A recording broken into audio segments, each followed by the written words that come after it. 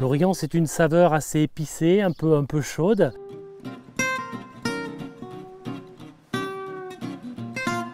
L'origan, c'est une petite plante vivace, aromatique, méditerranéenne, qui est jamais très grande, mais qui a un parfum extraordinaire. Elle est associée toujours à la pizza, mais l'origan, on l'utilise également avec tous les plats à base de tomates, les coulis de tomates, les spaghettis bolognaises. Dès qu'on fait cuire de la tomate, on peut ajouter de l'origan, ça se marie très bien.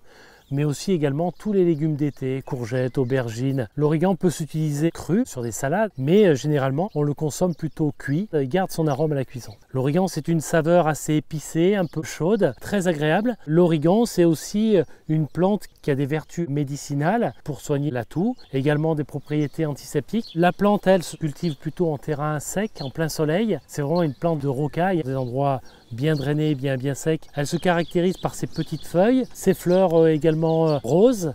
On a une autre plante qui est la marjolaine qui s'en rapproche beaucoup, mais qui a plutôt des fleurs blanches et qui est un petit peu plus haute en hauteur. D'un point de vue botanique, origan et marjolaine se ressemblent beaucoup. C'est même plus que la même famille, c'est le même genre, c'est pas la même espèce. L'origan, c'est Origanum vulgare. Et la marjolaine, c'est Origanum majorana. Donc deux plantes très proches. Souvent on repère les origans à leur floraison rose. Il y a aussi des origans à fleurs blanches, mais plutôt des pores étalés, plus touffus pour l'origan.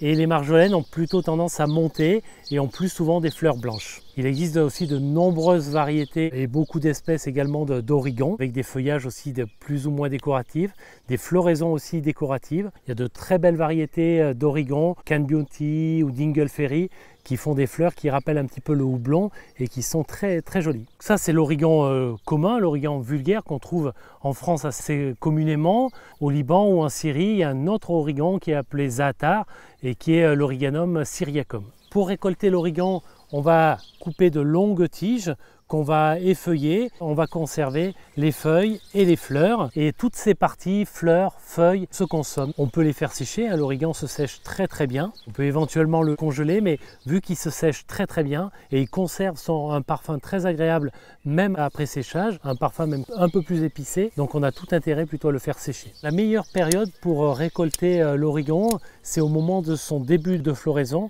parce que c'est le moment où il y a le plus de saveur dans la plante.